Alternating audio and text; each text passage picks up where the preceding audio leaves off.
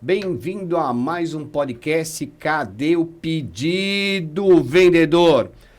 Esse é o podcast que respira negócios. Meu nome é Silvio Pinto, sou um profissional na área comercial e estou há 30 anos atendendo o mercado de B2B. Aqui nós falamos de vendas, mercado e tendências que estão transformando o jeito de fazer negócio. O nosso podcast está passando no YouTube, Spotify, LinkedIn, Facebook e Instagram. Aproveite e se inscreva no canal, dê o seu joinha, compartilhe o nosso canal e também agora eu peço que vocês peguem a caneta e o papel, porque hoje o papo vai estar uma fera. Chegou a hora de separar os amadores dos profissionais. E para o bate-papo hoje eu quero receber aqui a minha convidada especial, Esther Morgan. Hunter, palestrante especializada no varejo e no mercado de luxo, meu amigo. Top Voice no LinkedIn, contra o etarismo, ocupando o 5º lugar no top 200 dos maiores influenciadores de RH do Brasil. Está entre as 100 mulheres mais influentes no mundo. Iniciou a carreira de vendedora, chegou a executiva das marcas como Hugo Boss, Empório Armani, Christian Dior, fundou a com excelência, varejo e RH em 2004. Primeira consultoria de RH especializada no mercado de luxo. Esther, bem-vinda, minha amiga. Muito obrigada. Faz tempo que a gente combinou, agora deu certo. Agora deu, meu. Muito bom. Mulher, você é muito. Eu sou vendedora, eu tava louca pra, cadê o pedido vendedor? Eu vivi isso minha vida inteira. Você é muito grande. A gente vai falar de bater meta? A gente tem meta hoje? Tem meta. Então vamos lá, o pessoal tem que se inscrever. E método. O pessoal tem que se inscrever, ativar o sininho, porque a gente também tem meta aqui, E anotar, porque as suas dicas hoje, eles precisam dela. Bora. Agora me diga uma coisa, minha amiga. Como é vender para esse mercado de alto luxo? Como é isso? Então, vender é difícil de qualquer forma, né? Quem é vendedor aqui sabe, eu brinco, né? Eu sou famosa pelas minhas frases lá nas redes sociais, eu falo que o vendedor, ele tem que acordar todo dia com uma faca entre os dentes e dormir com uma espada na mão. Concordo. Né? E o único dia, assim, a gente tem 8 horas por mês que a gente é feliz, né? No último dia do mês, a gente dorme e no dia seguinte começou outra meta. Isso. Então a gente tem 8 horas por mês para ser feliz. Isso sim, a gente entregou a meta. Então a gente tem paz. Entreguei a meta, fechamos o mês, 30, 31. Sim. Aí a gente dorme, começa dia 1º, começa tudo de novo. Sim. Né? Então, vender é sempre um grande desafio e eu acho que é isso que me move, né? Eu tenho isso na veia mesmo. Eu sempre gostei de vender. E eu entendi, ali, quando eu comecei como vendedora, eu entendi logo o meu propósito. Eu acho que isso fez toda a diferença. Eu entendi que como vendedora, trabalhando com moda, né? Eu comecei trabalhando com moda. Eu poderia servir o cliente. Sim. Eu poderia transformar o dia daquela, era moda feminina, o dia daquela mulher num dia melhor. Eu poderia tirá-la de um momento de tristeza. Eu poderia, indicando a roupa certa, talvez, melhorar a autoestima dela. Então, eu entendi que meu propósito era servir. E aí, como eu comecei com um propósito, eu sempre fui feliz fazendo o que eu fazia, né? Então, com propósito, tudo é mais fácil. É verdade. Né? Ganhava dinheiro, tinha que bater meta, tinha que ralar pela comissão, tinha. Mas eu tinha um propósito ali que nos momentos difíceis, nos momentos de tensão, porque a gente passa em loja, a gente passa por momentos de tensão várias vezes por dia. Porque você tem aquela cliente que entra, você mostra tudo, ela não compra. Pronto, frustrou. E agora, como é que eu me levanto? Então, resiliência, a gente aprende ali na veia o tempo inteiro. Mas como eu estava sempre preparada, tipo, não, se eu não mudei a vida dessa pessoa, eu vou mudar a vida da próxima. Então, isso, eu falo que pode não ser o melhor método, mas isso sempre protegeu minha saúde mental, inclusive. Claro. Então, eu nunca fui... eu nunca sofri e tive depressão. Hoje é muito comum, né? Por causa da pressão das metas. Eu sempre fui pressionada. E eu sempre me autopressionei e continuo fazendo isso. Então, dito isso, né? Que é igual ser vendedor com tudo. Atender o mercado de luxo, você só tem que ser mais qualificado. Você tem que estudar mais sobre...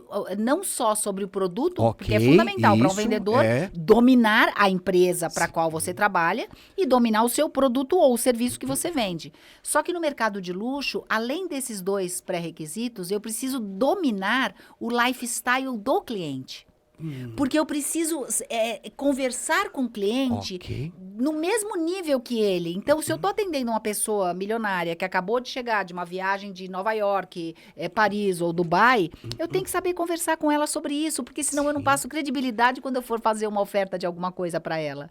Então, eu tenho que saber que academia que ela frequenta, que hotéis que ela vai, qual que é o melhor hotel de Nova York, qual que é o melhor, tipo, o que a gente, qual o melhor lugar da Itália. Você estuda o cliente. O tempo inteiro eu tenho que estudar o cliente, porque senão eu não passo credibilidade. É como se eu tivesse... Na verdade, no mercado de luxo, mais do que ser um vendedor, a gente é um consultor. Sim. E a gente não vende um produto, a gente vende uma experiência, porque ele tem dinheiro para comprar o que ele quiser. Sim. Então, o que vai fazer com que ele compre comigo e na minha marca é a experiência. E quanto mais eu tiver envolvida e ele falar na linguagem dele, sem que ele sinta que eu não entendo do que ele... Tipo assim, você não entende, você é pobrezinha, coitadinha, você não vai entender o que eu quero. Então, eu não compro as mesmas coisas que ele, eu não frequento os mesmos lugares que eles, mas eu sei conversar sobre os mesmos lugares. Né? Eu sempre brinco quando eu treino as equipes, que não são vendedores, são consultores, são embaixadores da marca, que quando a cliente te perguntar, escuta, tem um restaurante por aqui? Eu não posso indicar o sujinho lá da esquina onde eu almoço. Justamente. Eu tenho que indicar o fazano, eu tenho que indicar o melhor restaurante daquela região. E saber quem é o gerente. Isso, e tipo assim, e prova o tiramisu que é maravilhoso. Então tem que ser mais ou menos isso, mesmo sem eu ter ido. Ok. Então, você só tem que estudar mais. Então, além dos dois pontos, que é produto e empresa, eu tenho que dominar o cliente. Então, é mais estudo ainda. Então, parece glamour, só que não. A gente só precisa estar mais preparado para poder fechar a venda. E adicional, né? Então, o consumidor do luxo é um consumidor que ele não vai... eu quero aquela peça da vitrine. Okay. O nosso papel, as nossas metas em mercado de luxo, a gente fala de PA e vê peças por atendimento. Então, eu ganho premiação por fazer um PA. A cliente falou, eu quero aquela blusa da vitrine. Ou o cara, vamos falar do masculino, vai, para ficar mais fácil para compreender. O cara fala assim, eu quero ver aquele terno. Eu vou mostrar o terno, só que ele tem que sair com terno, com 3 camisas, uma gravata, a meia, o cinto, a roupa de esporte do final de semana, o sapato. Aí, quanto mais peças eu coloquei no meu atendimento, maior a minha venda. Aí a venda média, então eu sou cobrada pela venda média, e o preço médio. Então não adianta eu fazer PA, que é peça por atendimento, vendendo meia. Não, tudo bem, eu fiz um PA de 5.0 por cliente. 5.0 quer dizer que eu vendi 5 peças para um atendimento. Só que eu vendo um terno e 5 meias. Eu não aumento minha venda média, não aumento o meu valor. Então, eu tenho que fazer o meu PA vendendo coisas com preço médio maior. Então, eu quero vender 2 ternos, 3 camisas, 2 gravatas e, sei lá, bota algumas meias. Então, a gente é cobrado pela venda, pelo valor e pelo PA, que é peças por atendimento. Então, é muita meta. É muita meta. Eu imagino. E você falou desse PA, eu achei uma coisa muito interessante. Porque, na realidade, você vendendo mais produtos, né? Fazer um conjunto, né? Um mix de produtos... Isso mostra que você é uma vendedora, porque se eu entrar numa você loja... só comprar o que você pediu, isso, eu não vendi. E justamente. Eu só entreguei. Então vai lá. Mesmo. Quando eu falo isso para as equipes, quando eu faço treinamento para as equipes, né? Sim. Eu falo, escuta, se vocês estão fazendo PA de 1.0 por cliente, eu não preciso de vocês. Eu vou botar um caixa na porta igual a C&A, igual a Renner, igual a Riachuelo, e vou fazer uma loja de autoatendimento. Agora, se eu tenho um vendedor comissionado e pago para poder poder atender o cliente, ele tem que vender mais peças para aquele cliente. Na maioria das vezes, a gente nem vende. Eu falo que o vendedor esperto no mercado de luxo, você não vende o que o cliente entra pedindo. Você vende, você desperta a necessidade nesse cliente, você vende o que você tem no estoque. Verdade. O bom vendedor vende o que tem no estoque. Concordo. Perfeita. Certo? Muito então perfeita essa aí colocação. que a gente vai. Porque senão o seu vendedor vai lá tirar o pedido, o cara fala assim, não, mas eu não quero esse fio. Que patrocinador aqui? Sim. Eu não quero esse fio, eu quero um fio, sei lá, com uma dimensão, sei lá como é que é isso, maior. Ah, eu não tenho. Não, eu já desperto no cliente. Eu falo, escuta, qual tipo de obra que você tem, para que você usa? E eu primeiro faço uma excelente sondagem com o cliente. Sim. Quanto melhor a sondagem, melhor vai ser a minha venda. E aí, enquanto eu estou sondando, fazendo as perguntas certas para entender o que eu posso vender para ele, eu vou oferecer o que eu tenho no estoque. Sim. Ou o que eu quero vender, que é um preço médio mais alto, ou enfim... O que eu quero desencalhar. Claro. Ainda bem que só nós vendedores estão assistindo isso, né? O cliente não. Mas esse é o papel do vendedor. É o papel do vendedor mesmo. É o papel do vendedor. Agora, minha pergunta, como é que você chega nesse esse possível cliente de alto luxo? Como é que é a prospecção para trazer esse cara? A gente sabe ali que você... Bom, por isso, você tinha me perguntado aqui nos bastidores o que precisa para uma pessoa trabalhar no mercado de luxo, né? Como é que as empresas, o que as empresas selecionam? Eu acredito que, como qualquer segmento, as empresas buscam vendedores que tragam carteira. Sim. Né? Porque fazer o repique, quer dizer, vender para minha própria carteira, buscar inativo, é o método mais barato, é muito mais barato eu trazer de novo um cliente que já era meu do que eu pegar um cliente novo. Prospectar. Fato. Isso já é ok. Agora, se eu pego uma vendedora que ela trabalhou numa outra marca concorrente, tipo similar à minha, ela pode trazer esse cliente. Porque no mercado de luxo, a fidelização é um fator muito importante. O cliente muito rico, ele compra por confiança. Concordo. Não, eu acho que no seu segmento também. É o vendedor de confiança. Ele sabe que eu preciso, ele vai me entregar, eu não preciso perder tempo. Então, essa vendedora tendo experiência e trazendo uma carteira de outra marca, concorrente, similar, ela tem mais chance de entrar. Minha nossa senhora, não sabia disso. E você já atendeu alguém, vamos dizer, famoso? Super. Todos, já atendi todos. Posso falar de alguém, posso falar da Hebe, eu atendi a Hebe. Hebe Camargo? A Hebe Camargo, maravilhosa. Uma das nossas melhores clientes. A Hebe sempre ganhou muito bem, né? Ela tinha contratos maravilhosos. Claro. Ela sempre foi uma excelente compradora e uma pessoa, um ser humano maravilhoso. É uma gracinha mesmo? Nossa, gracinha, já deu selinho no meu marido. Olha lá, uma fofa. E ela, assim, ela tratava desde a minha copeira até a minha gestora da mesma forma. Sabe, um ser humano bom, tipo... Uma lady. Humilde, querida, sabe? Então, é uma cliente que, por exemplo, como ela tem um estilo dela, ela sempre foi muito perua, né? Aquelas joias e tal. Cabelo, quando eu ia fazer as compras, por exemplo, para uma Dior, ou sei lá, seja qual marca for, a gente já, na compra, para o que a gente vai colocar na loja, a gente já pensa naquela cliente. Olha, isso tem a cara da Hebe, isso tem a cara da Esther, isso tem a cara de não sei quem. Porque no mercado de luxo, principalmente marcas internacionais, tudo é muito mais exclusivo, né? Sim, a gente não tem volume.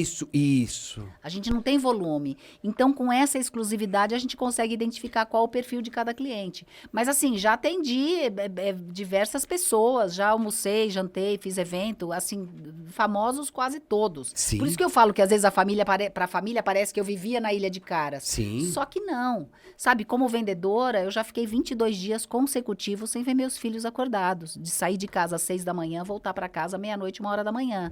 Eu saí, eles estavam dormindo, eu voltava, eles estavam dormindo. Então, não é uma vida fácil. De pé, de salto, e puxar estoque, e coordenar vendedor. Quer dizer, quando inaugurou o Armani no Brasil, tinham 58 funcionários dentro de uma loja. Então, você tem que coordenar aquele povo todo e sempre motivado, sabe? Eu acho que uma grande lição, assim, eu acho que talvez seja a maior estratégia que a gente tem a ter como vendedor, que eu falei de ter o propósito, é se manter motivado. Sim. Eu nunca, como gestora, nem como vendedora, nunca ninguém percebeu se eu tinha algum problema. Eu tô sempre de bom humor, sempre com um sorriso, sempre. E principalmente como líder, como gestora de uma equipe de vendas, que precisa estar motivado o tempo inteiro, eu não podia chegar lá de mau humor e com problemas e tal. Sim. Então, eu acho que a motivação e eu entender que eu não tenho direito de levar a minha cara de mau humor para um ambiente de trabalho. Claro. O meu cliente não tem nada a ver com isso, mas os meus colegas, meu patrão, os meus funcionários também não. Então, eu acho que o vendedor hoje, num momento em que as pessoas, a gente bate recordes no Brasil com relação à saúde mental, a gente está ali nos 3 primeiros lugares, tanto em burnout quanto em depressão e crise de ansiedade. Isso. Então, eu acho que para quem trabalha com vendas e é pressão o tempo inteiro, a gente precisa trabalhar a nossa saúde física e mental. Concordo. E muito. Para a gente ter equilíbrio, para manter essa postura, Isso. manter o bom humor, a feição de bom humor. Os meus problemas não são seus. Eu tenho problemas. Verdade. Todo mundo tem problemas. Imagina se numa equipe de 50 pessoas, todo mundo tem o dia que pode ir de mau humor. Não tem como. Você passa isso para o cliente. Isso. O cliente percebe. Então, eu acho que nós temos que trabalhar a nossa inteligência emocional e para poder ter saúde física e mental, para poder atender o cliente e manter a motivação no dia a dia. Me diga uma coisa, sabe esses eventos que você colocou agora, né? Que você deve fazer Sim, vários desfile, eventos. evento dentro de loja, evento fora de loja. E como é que é isso daí? Por exemplo, a sua empresa, por exemplo, vamos falar da Hugo Boss. Eles fazem o evento, convidam os possíveis clientes para poder mostrar o produto. É isso? Lógico, o evento é estratégico para trazer o cliente até a loja e vender. Sempre o objetivo final é vender. Ok. O marketing sempre tem essa proposta de vender. Então, quando eu fazia eventos, muitas vezes eu buscava patrocínio, porque não é que a verba vem da Hugo Boss da Alemanha facinho. Não é assim? Não. O que eu fazia? Imagina, mó parto para conseguir verba internacional para fazer evento. Eu conseguia parcerias e conseguia fazer aporte de dinheiro, porque, por exemplo, vou para um banco. Ok. Tá? Então, vamos lá que eu vou falar com o Banco Safra. Sim. Então, o marketing do Safra, ele tem o meu público, o meu cliente de Hugo Boss, é um cliente que pode ser Sim. correntista do Safra. Qual que era a minha moeda de troca para levantar dinheiro com o Safra para fazer, sei lá, levantar 100 mil para fazer um evento na loja? Ele vai ter acesso ao meu cliente. Então, eu faço uma collab ali, eu faço um evento onde eu convido os meus clientes, o Safra vai fazer alguma ação, vai fazer alguma coisa, vai ter uma estrutura de cadastramento e tal, e o meu mailing vai interessar para o Safra. E o Safra pode me trazer clientes que também me interessam. Nossa. Então, hoje, em mercado de moda, eu sou uma marca de moda, posso fazer uma parceria, por exemplo, com uma marca de lingerie. E aí, esses mailings se trocam e todo mundo sai ganhando. Então, o evento é uma forma de colocar o cliente dentro da loja e, óbvio, é para vender. Você não vai fazer lá só para queimar dinheiro. E uma outra curiosidade que eu tenho. O seu cliente, quando ele vai para tua loja, é verdade que eles bebem champanhe? Lógico. Nossa, na Hugo Boss eu tinha qualquer bebida que você imaginasse. Jura? Porque na Hugo Boss eu tinha o Gallery embaixo da loja da Doc Lobo, quando a gente inaugurou a Doc Lobo. Então a gente tinha, por exemplo, porque eu tinha cliente que gostava de beber aquele whisky, sei lá quantos anos, 20 anos. Eu nem sei esse número, porque eu não bebo nada, né? 32 anos. Tinha esse whisky aí. Se ele quisesse um Red Label, tinha um Red Label. Eu tinha, por exemplo, cerveja, porque estrangeiro, principalmente alemão e tal, eles gostam muito de tomar cerveja. Isso. Eu tinha cerveja. Pra mulherada, champanhe, prosecco. Eu tinha parceria com a Chandon, com a Moët. Eu trabalhei no grupo LVMH, né? Jura? Então, eu trabalhei. Opa! O meu último emprego foi na Christian Dior. Então, eu trabalhei com a Moët. Os meus eventos eram todos regados a Moët ou a Chandon.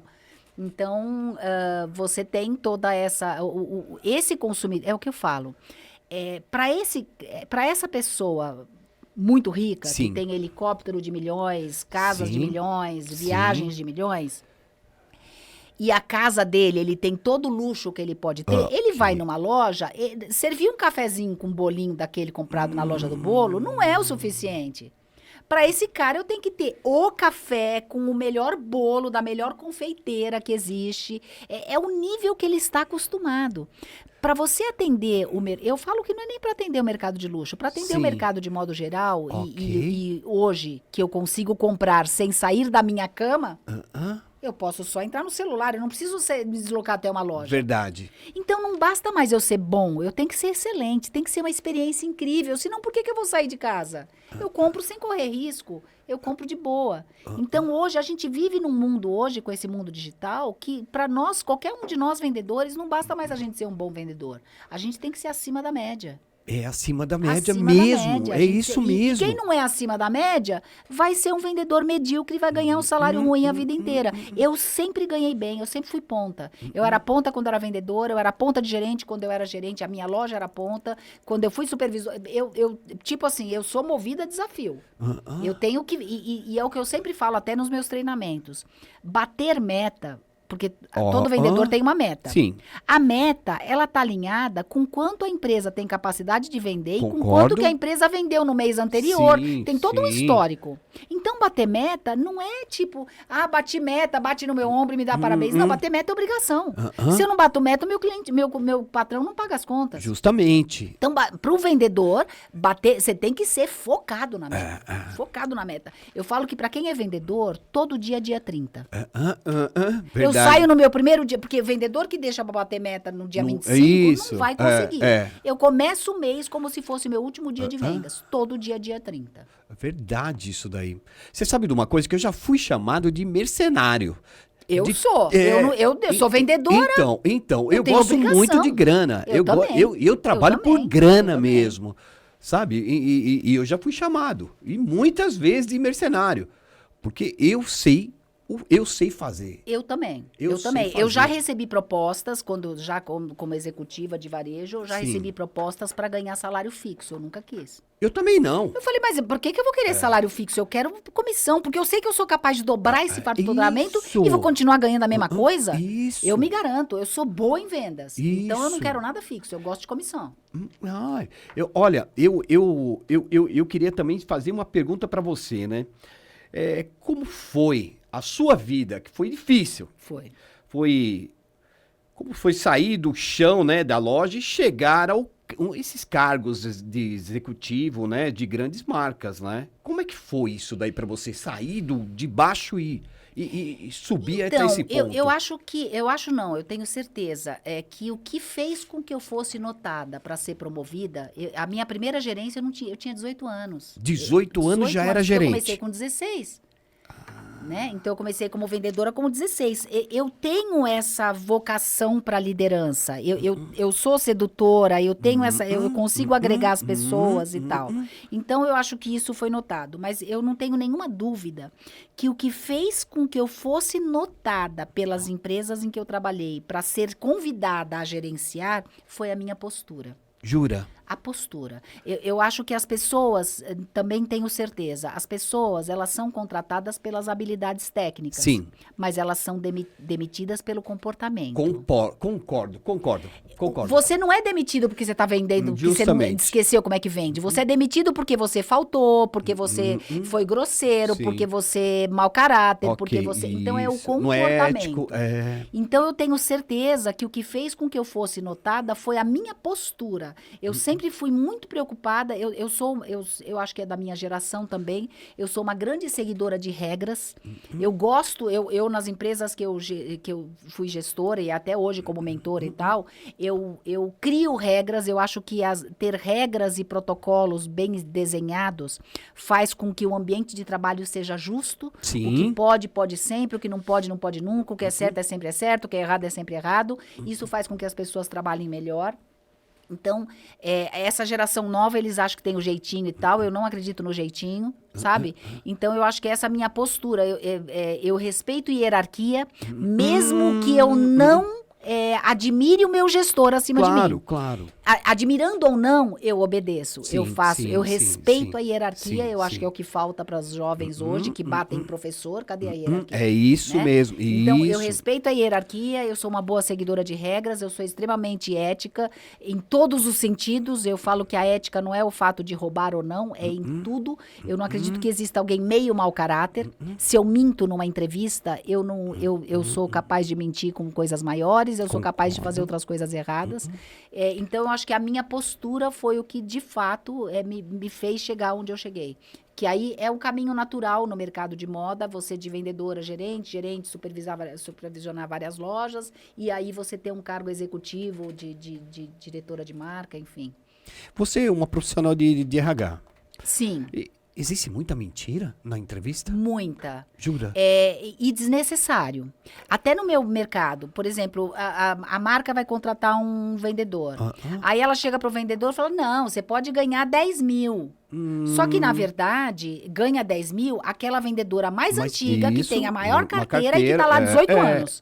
A nova vai ganhar 3. Sim. Então, eu falo que a mentira é desnecessária, porque a pessoa vai entrar e vai perceber no terceiro dia dela que é mentira. E é mentira dos dois lados. Eu também tenho o candidato que mente, diz que que fala inglês e não fala, diz que trabalhou num lugar que não trabalhou, mente, coloca a data maior. Tipo, ficou 3 meses e bota 2 anos. Exatamente. Então, existe mentira dos dois lados, o que eu desprezo e acho desnecessário. E como é que você pega essas mentiras? Na entrevista ou checa? As duas coisas. Eu tenho essa habilidade, né? Eu falo que são muitos anos de estudo e de programação neurolinguística, e enfim. Eu até indico para os gestores um livro chamado Corpo Fala. Você consegue pegar. O Corpo Fala. Eu consigo, pela sua feição, observando você daqui, você lê a pessoa. saber se você está mentindo ou não, saber quando você está falando, lembrando de alguma coisa, enfim. Então eu percebo essas questões na feição corporal e não sei, eu acho que eu tenho meio que um dom, uma vocação, porque quando eu tenho um candidato que eu chegava para minha secretária e falava, escuta, pode pesquisar porque tem alguma coisa aí. Sim. Ela ia pesquisar, tinha roubo, trabalhista, tinha de tudo, entendeu? Sim. Então, é difícil me enganar. Então, a gente avalia e eu falo que para quem está contratando hoje, a maior dor hoje do mercado é contratar mão de obra qualificada, a gente sabe, essa é a maior dor do Brasil, 85% das empresas hoje não conseguem, né? De qualquer segmento, não conseguem fechar seus quadros de funcionários. A melhor forma de eu compreender e ter certeza se aquilo que eu entendi na entrevista é fato ou não, é nas referências. Tem que tirar referências. Sim. Porque nas referências eu vou saber, não, ele parece ser bom vendedor. Eu ligo lá e falo, não, nunca bateu meta nenhuma, super bom de papo, mas não consegue fechar a venda. Ou tipo assim, não, era muito desmotivado, não tinha energia nenhuma, os clientes reclamavam dele, super desorganizado. Então, nas referências, eu consigo validar se a impressão que eu tive na entrevista está certa. Então, não contratar sem pedir referências é uma dica que eu daria de headhunter.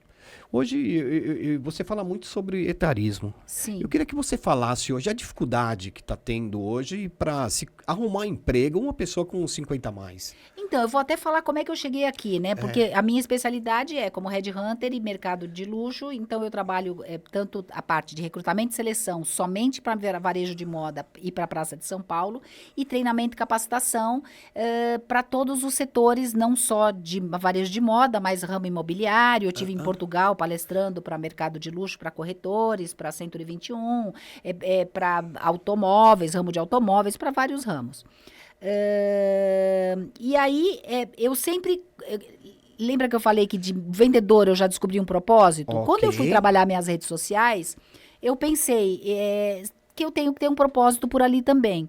E qual que sempre foi, desde sempre, o propósito das minhas redes sociais? Continuar transformando a vida das pessoas. Então, quando eu coloco ali numa sala 30 pessoas ou 1000 pessoas num teatro e eu faço a minha palestra ou eu passo o ensinamento, o meu propósito é modificar a vida daquelas pessoas, transformar a vida daquelas pessoas, influenciar positivamente. Eu falo que eu não quero que eles saiam melhores vendedores da minha sala, eu quero que eles saiam melhores seres humanos também. Na rede social, eu sempre pensei sobre isso. Então, eu sou conhecida lá nas redes sociais pelas minhas frases e meus textões. O propósito das minhas frases e dos meus textões, sempre papo reto e tal, é justamente ajudar as pessoas a se desenvolverem pessoalmente e profissionalmente. E como sou headhunter, eu comecei a receber pelos meus directs muito pedido de, olha, meu currículo, olha só, tô com dificuldade porque eu tenho 50 anos, ninguém me dá emprego, tarará. Aí eu comecei a postar sobre isso. Eu não tive essa vivência, porque lá pelos meus 40 eu já tinha saído do mercado de trabalho como executiva e tinha começado a empreender. Foi quando eu fundei a minha empresa. Então, eu não vivi isso na carne. Só que eu comecei a perceber, na hora que eu comecei a postar sobre isso, que a dor era muito maior do que eu imaginava. Quem não viveu não sabe. Então, hoje, a gente tem milhões de pessoas... Com o avanço da medicina... a qualidade de vida, as pessoas têm vivido mais, então aumentou a longevidade com qualidade. Então as pessoas, hoje uma pessoa com 50, com 60 anos não quer se aposentar, ela está super, pronta para trabalhar no auge, né? E por outro lado, a gente pensa que uma pessoa que com 50 anos perdeu o emprego, porque muitas empresas demitem os funcionários quando eles chegam aos 50 e poucos anos. Porque acham que vai cair a produtividade, ou tem medo do processo de aposentadoria. Só que aí essa pessoa é demitida com 50 anos e a aposentadoria dela só sai com 65. O que ela faz nesses 15 anos? Vai viver do quê? E uma pessoa que sempre foi CLT, não tem perfil empreendedor, ela está procurando apenas um novo emprego. Sim. E esse emprego não acontece. Por quê? Porque as empresas e os recrutadores discriminam. Quando eu, como headhunter, eu sou testemunha disso. Quando o meu cliente me passa uma vaga, eu falo, tá bom, eu quero uma menina, eu quero um rapaz de, sei lá, de 20 a 35 anos, tal. Pode ser mais ele, até uns 40. É mais ou menos isso. Com 40 já começa esse peso da discriminação. O que não acontece em alguns países, como a Alemanha, como Estados Unidos. Portugal tem um etarismo absurdo, que nem a gente. Jura? Lá também é assim? Portugal é terrível. Eu tenho feito, inclusive, lives com o pessoal de Portugal, porque é a mesma dor. Então, as empresas não contratam. E quando você vai para os aplicativos, tipo Goop, Cato, Manager, o próprio algoritmo, né? O algoritmo como se fosse lá o Tinder, né? Que dá o match do candidato e tal, ele já bloqueia a idade. Então, as pessoas, de fato, não conseguem emprego. Então, esse filtro é logo quando você... Quando é através de algoritmo, de plataforma, já está ali. O cliente, a não ser que a marca, porque a marca pode, na hora que ela for contratar, abrir, falar assim, eu quero de 20 a 60, de 20 a 70 anos. Quem fala que quer de 60 a 70 anos? Ninguém fala. Eu nunca vi isso. Ninguém fala. Então, existe uma dor. Para você ter uma ideia, assim, eu faço uma postagem sobre etarismo, eu tenho 3 mil compartilhamentos. Olha a dor. Eu imagino. Para você ter uma ideia do tamanho da dor, há pouco tempo atrás, eu recebi uma mensagem minha no direto de uma pessoa, de um rapaz, que ele começava dizendo assim, o começo da frase, eu não quero dormir na rua. Eu sou um executivo, trabalhei mais de 30 anos, ganhava mais de 45 mil reais por mês, falo 3 idiomas, e eu estou há quase um ano procurando emprego, entregando currículo, trabalhando meu LinkedIn, e eu não consigo uma oportunidade de trabalho. Os meus filhos já saíram de escola particular, estão em escolas públicas, toda a minha família, nós já saímos do convênio médico, já estamos vivendo do SUS, só que eu não tenho mais agora como pagar meu aluguel. Então, olha o tamanho dessa dor. E aí, quando eu percebi o tamanho da dor, eu falei que mais do que um propósito, é um legado. Eu abracei a causa, não posso virar as costas para essa dor toda. Então, o que eu tenho feito? Por que eu fiquei top voice? Todo mundo fala, Esther, o que eu faço para ficar, tipo, quarta pessoa mais influente do LinkedIn? É abraçar uma causa. É abraçar uma causa, é fazer pelo bem, é fazer pelo outro. Né? E eu não estou lutando para que, e sendo a voz, para que as empresas só contratem pessoas acima de 50 anos. É a diversidade geracional. Sim. É isso que é produtivo para a empresa. Eu ter um jovem de 20 anos que vai me ensinar muito, e eu com 60 que eu vou ensinar também muito para ele. Também, é? Então, é a diversidade geracional. E se, por um lado, 85% das empresas no Brasil não conseguem fechar os seus quadros porque estão procurando só jovens, e, por outro lado, eu tenho milhões de desempregados, cadê esse equilíbrio? Por que isso não está acontecendo mais rápido? Então, eu continuo trabalhando sobre isso. Fiz um evento na Câmara Municipal de São Paulo. Eu acredito que a gente precisa de alguma política pública. Então, eu tenho lutado bastante, falado. Eu acho que cada vez que eu estou aqui falando para você que está querendo um vendedor, olha para o vendedor de 50, 60 anos, 70 anos.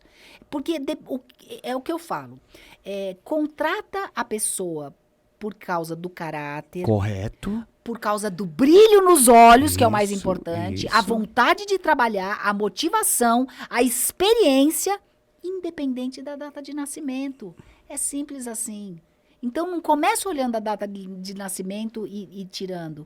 E quando a gente fala de diversidade, e quando a gente fala de preconceito, hoje a gente fala da diversidade. Então, hoje você tem cota para negros, você tem cota para PCD, você tem cota para uma pancada de coisa. Eu não acredito em cota, tá? Eu não luto por ter cota para contratar a pessoa idosa. Concordo. Porque o que eu vejo? Quando a empresa contrata porque ela é obrigada por causa da cota, ela contrata na força do ódio. Sim. Essa contratação não vai vingar, essa pessoa vai ficar e vai sair. Vai você mesmo. Eu acredito em benefício, eu acredito em alguma coisa que vale a pena para a empresa. Né? Só que quando a gente fala, então, de diversidade e tal, a única diversidade que todos vão passar, o único preconceito é o da idade. Porque se Deus quiser, todo mundo vai ficar velho. Vai ficar velho, é isso então, mesmo. Pode ser negro, pode ser PCD, pode ser asiático, não importa. A única diversidade que é comum a toda a população do planeta é a etária. Todo mundo vai ficar velho, é o etarismo. E você, quando você olha para essas pessoas, né, como headhunter, que área que você consegue recolocar uma pessoa mais fácil? É na área de vendas? Sempre foi, né? Porque Sempre. Na área de vendas, você, teoricamente, você não precisa ter formação nenhuma. Se você é bom vendedor, você não precisa ter feito nem faculdade. Eu entrei no varejo sem faculdade. Quando eu fui fazer faculdade, eu nem considero. Eu fiz psicologia, mas eu nem considero. Estudei 4 anos. Então, por quê? Eu não precisava da faculdade. E nem precisava do canudo. Eu ganhava muito dinheiro e trabalhava muito. Isso! Entendeu? Então, eu falo que ser vendedor é uma profissão que qualquer pessoa de qualquer formação serve para essa área, desde que seja bom em vendas. Desde que seja motivado, desde que tenha estratégia, enfim. Então, parece que é fácil ser vendedor. Infelizmente, até hoje, ainda não tem uma universidade de vendas. Ouvi isso já. Ainda não tem uma universidade Por que de você vendas. não cria mulher? Então, e tempo? E fala que horas que eu posso fazer isso? Mas não existe essa universidade de vendas, as empresas não têm nem essa cadeira, porque pensa só, a pessoa faz marketing, ela não tinha que ter lá uma cadeira de vendas para ela se vender depois? Isso. Não tem. Então, a pessoa faz direito, não tinha que ter uma cadeira de vendas? Sim. Então, não tem. Então, dentista, médico, não importa. Então, eu acho que ser vendedor abraça não discrimina nesse sentido, mas quando a gente fala na questão da idade, as pessoas falam assim, tipo, vou abrir uma marca, uma C&A, Sim. vai abrir uma vaga para 60 a mais. Ok. A primeira coisa que o RH costuma fazer é, vamos pegar uma vaga onde ele possa ficar sentadinho ali, que não precisa fazer nada. Não me incomoda. Não, e tipo assim, não tem energia? Não, pega um cara de 60 a mais e põe no campo de vendas, põe para vender. Então, a discriminação acontece nisso. Qual que é o que pega? O que as empresas falam com relação a isso? É porque a pessoa com mais de 60 anos, ela é resistente. Eu sou super mente aberta. A pessoa com mais de 60 anos não entende de tecnologia. Eu entendo de qualquer sistema operacional de loja. Eu discuto com o meu GPT. Sabe, a minha mãe tem quase 90, 89 anos, ela tem Instagram, Facebook, fala no WhatsApp. Então, cadê a questão de tecnologia? Né? Ou a pessoa é mais preguiçosa. Como assim energia? Tem dia que eu chego de manhã no aeroporto, vou para casa, troco de mala e pego outro avião à noite. Palestro em pé das 9 da manhã às 6 da tarde. Sabe, a energia que eu tenho, eu não vejo muitos jovens terem a energia e com o bom humor. Porque eu tenho energia e ninguém percebe se meu pé tá doendo, se eu tô cansada, se eu não dormi ontem, entendeu? Não faz diferença. Eu acho que uma das coisas que eu aprendi sendo vendedor é a questão da resiliência, né? E eu acho que a maturidade, sempre falo que não espera chegar na minha idade para entender que ser feliz É uma escolha, não É uma verdade. consequência. Concordo. Então, vai acontecer alguma coisa ruim no meu dia, mas eu decidi ser feliz hoje. Então, eu escolho ser feliz e vou levar isso para minha equipe, para o meu cliente, para o meu subordinado, enfim, para o meu patrão, enfim. Então, acho que a resiliência é um fator muito importante para quem trabalha com vendas também. É verdade. Muito E assim, inteligência emocional é fundamental. Eu tive já um filho que ficou sequestrado 12 horas no cativeiro. Eita! Sem a gente saber se estava vivo ou morto. No dia seguinte, às 8 da manhã, eu tinha uma palestra para fazer. Eu entrei nessa sala e fiz uma palestra sem ninguém perceber o que eu vivi na minha vida no dia anterior. Respirou e foi. É aquela história. É com dor ou sem dor. Tem que ser feito. Eu fui vendedora a minha vida inteira. Fecha o olho, tampa o nariz e entra. Não tem como. Eu tenho que fazer. Nossa, isso é admirável. Mas é o nosso papel. Quem é vendedor tem que ter isso. Não tem como. Eu e você, se a gente não trabalha, a gente não ganha. Concordo. Eu sou comissionada. Também sou. Se eu não trabalho, eu não ganho. Sim. Hoje, como empresária, se eu não trabalho, eu não ganho. Concordo. Escala 6x1, que difícil. Eu trabalho 7x7. 3 da manhã eu tô respondendo o WhatsApp. Não tem horário. Então, ser empreendedor é mais difícil ainda do que a escala 6x1. É muito mais difícil mesmo. E acontece muito comigo. Então, muito mesmo. É. Agora, uma outra coisa. Qual é a estratégia realmente, né, que fideliza um cliente, né, exigente, né, no mercado de luxo? O que fideliza? A não ser, eu sei que é você, é o seu conhecimento, mas o que, por exemplo, a experiência. O bolo da... É a experiência. É a experiência, só que a experiência, ela está intimamente ligada a quem atende. Porque, vamos falar da experiência.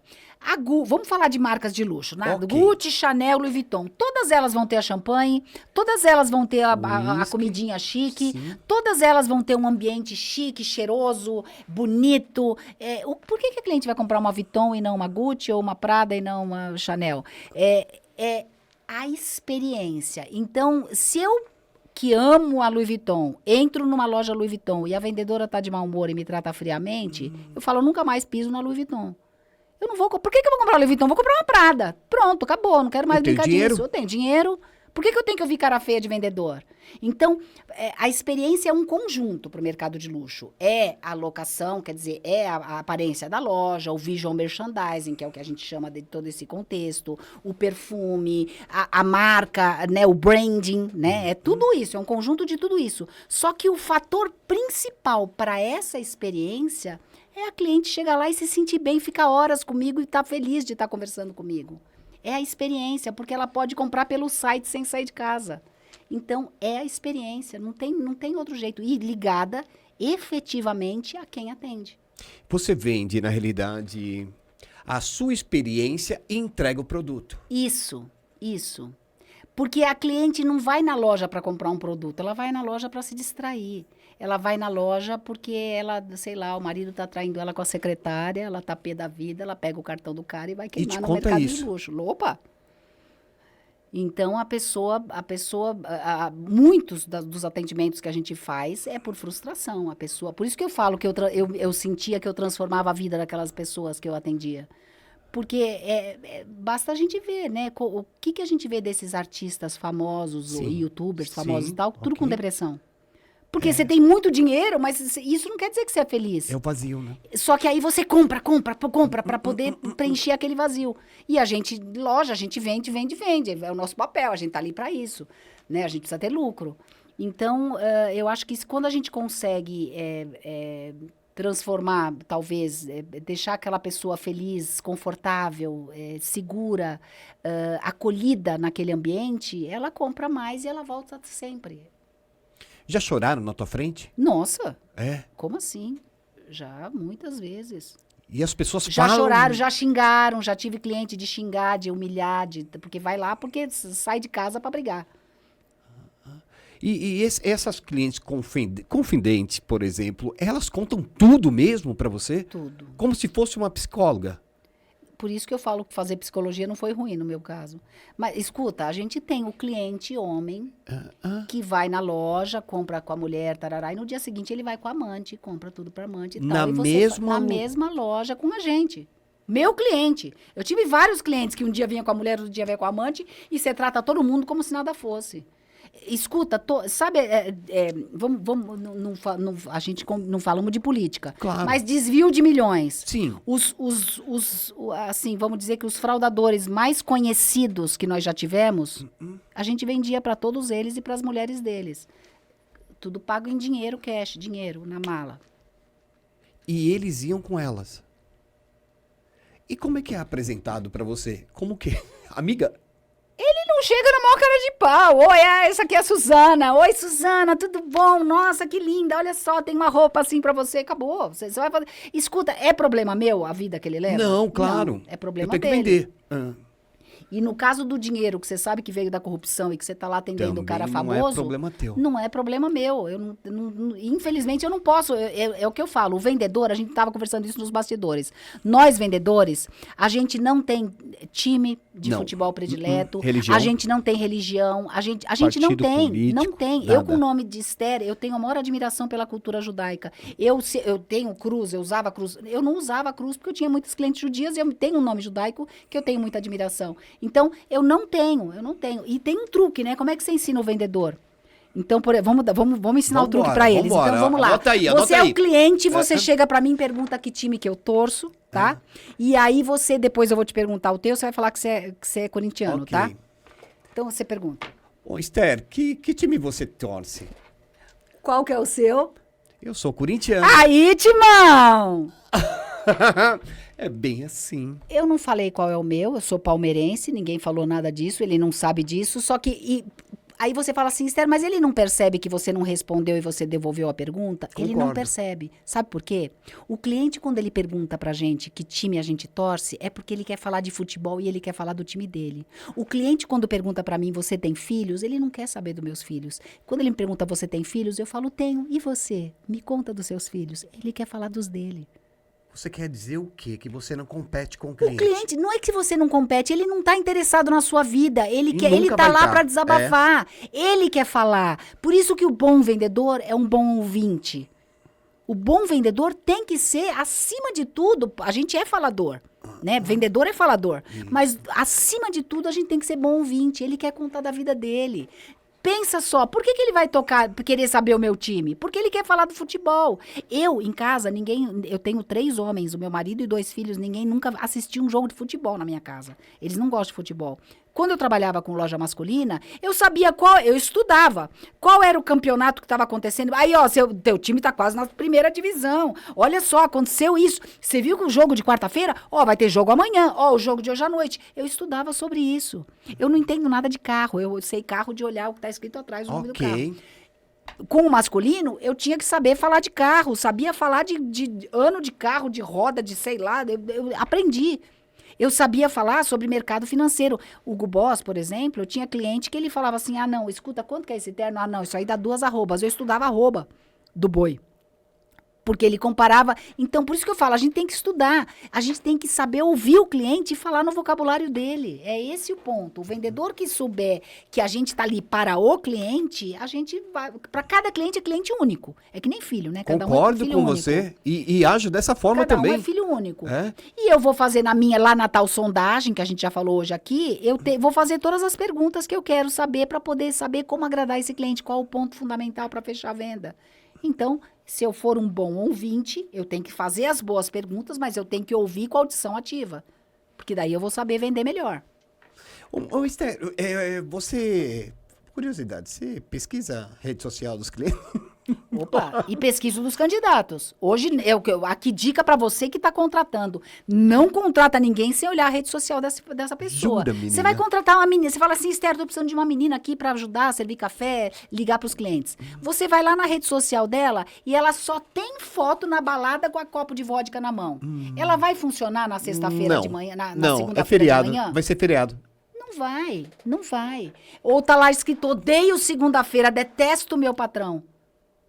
Essa semana mesmo, eu tenho um printzinho de tela que eu faço de uma pessoa que ela... tipo um memezinho, né? Virou um memezinho. Que ela tá escrito assim, fui fazer uma entrevista para trabalhar no Bradesco. Fui reprovada. E a minha entrevistadora puxou um print que eu fiz em 2004, dizendo o Bradesco é um banco de... merda. Exatamente. E não foi contratada por isso. Porque o Bradesco foi lá pesquisar. Você falou mal do Bradesco, por que você vai trabalhar no Bradesco? Pai amado. Então tem que pesquisar rede social. Rede social de cliente não é só... Eu tenho que reconhecer esse cliente. Na hora que ela chegou, eu falo, nossa, foi linda a festa de aniversário da sua filha. Ela quer que eu fale da vida dela.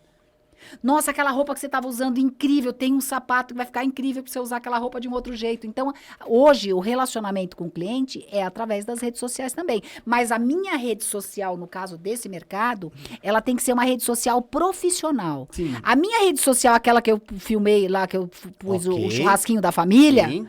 Eu na Praia Grande, É lá.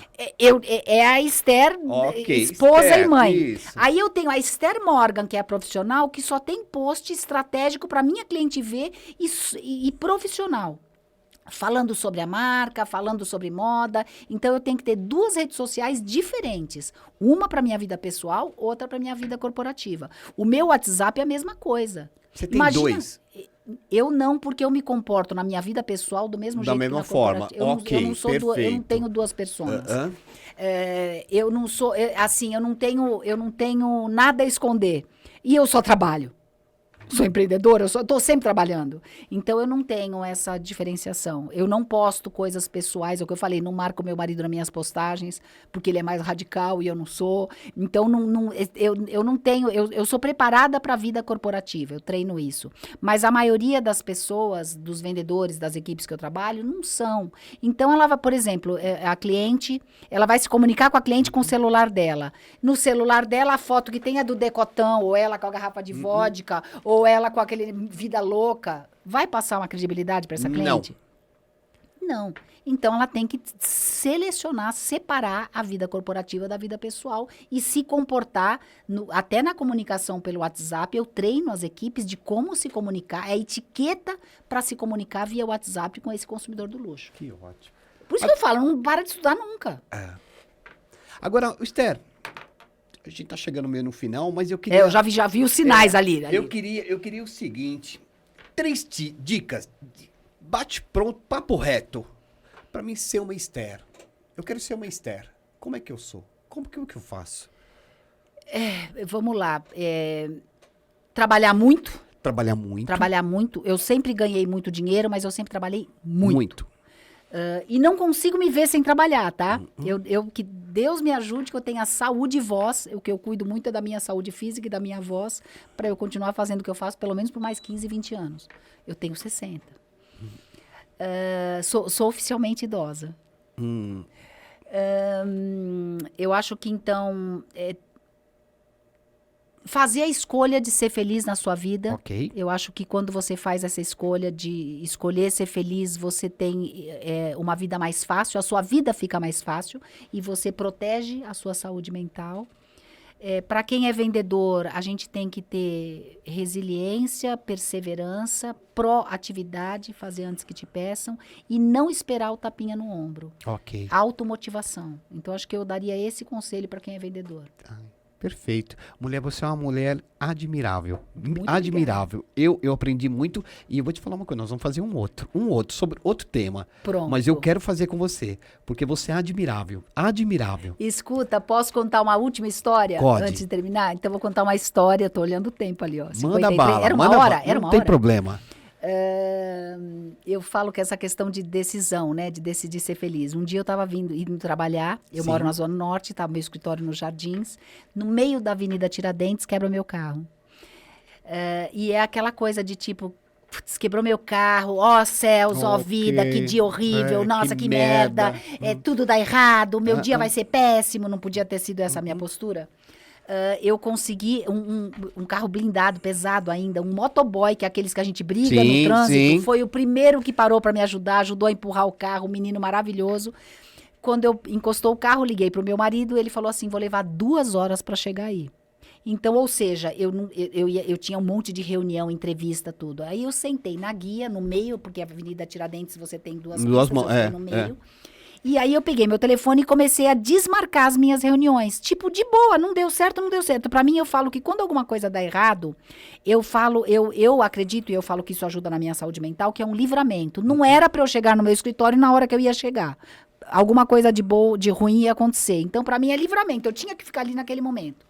Sentei na guia e comecei a desmarcar os meus compromissos, mas sem perder o meu humor. Já tinha decidido, eu vou continuar sendo feliz, vou continuar sendo feliz, vou continuar sendo feliz. Só que enquanto eu estava fazendo isso, eu ouvi um povo brigando ali.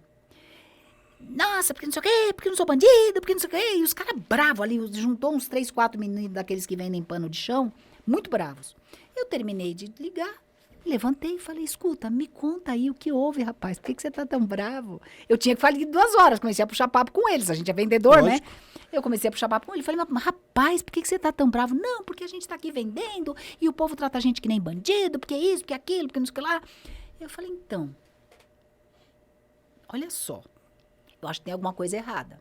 Eu acho que vocês não estão vendendo do jeito certo. Vamos fazer o seguinte? Vamos fazer um jeito aqui que vai dar certo. Você vai ver que o povo vai parar para tratar vocês assim. Me dá aí o pano de prato. Peguei o pano de prato, peguei a plaquinha e criei uma estratégia de vendas de como é que eles iam ser vendidos. Quando meu marido chegou 2 horas depois, eu estava vendendo pano de prato, pano de chão no meio do corredor da... Mas o que eu fiz? Eu montei ali uma estratégia de vendas, porque eu falo que para qualquer coisa que você vende, tem uma estratégia certa. Eu montei uma estratégia de vendas para eles venderem mais. Vendi um monte de pano de prato, vi que a estratégia funcionou. Tudo bem, a minha aparência. Claro. Tudo bem, pode ter ajudado. Mas a estratégia era uma das estratégias.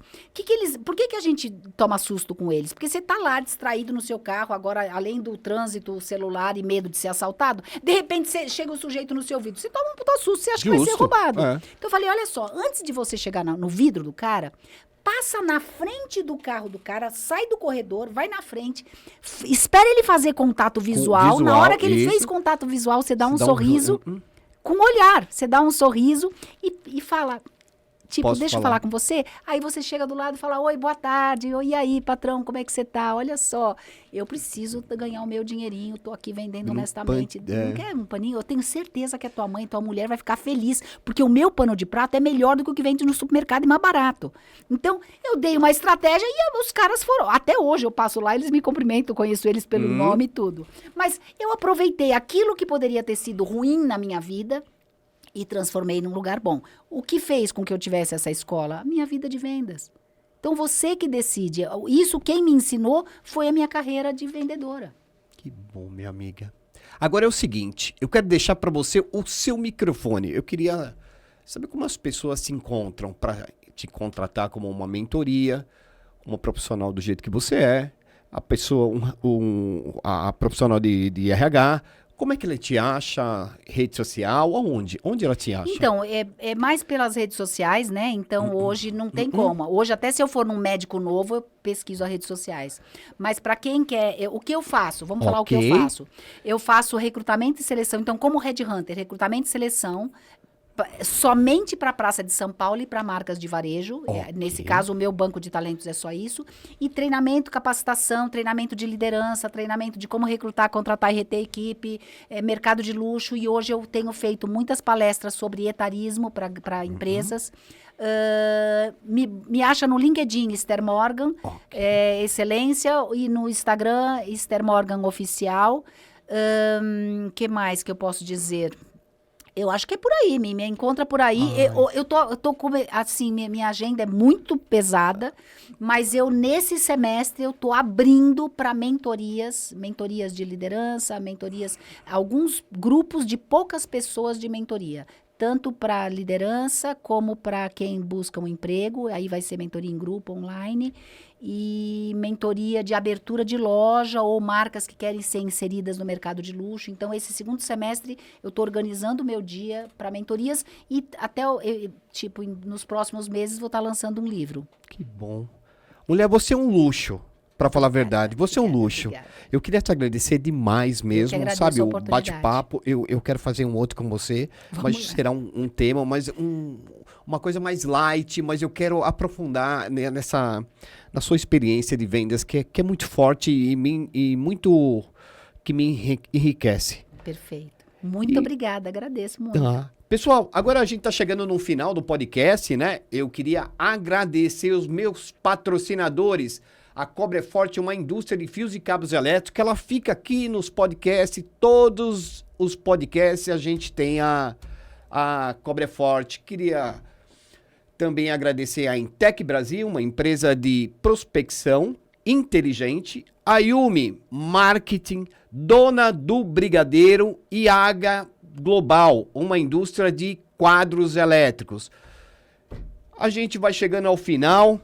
Você, se puder, compartilhar o nosso podcast, dá um joinha. Se você que quer ser o nosso patrocinador, manda uma mensagem e coloque a sua marca com a gente. E terça-feira, às 19h19, cadê o pedido, vendedor?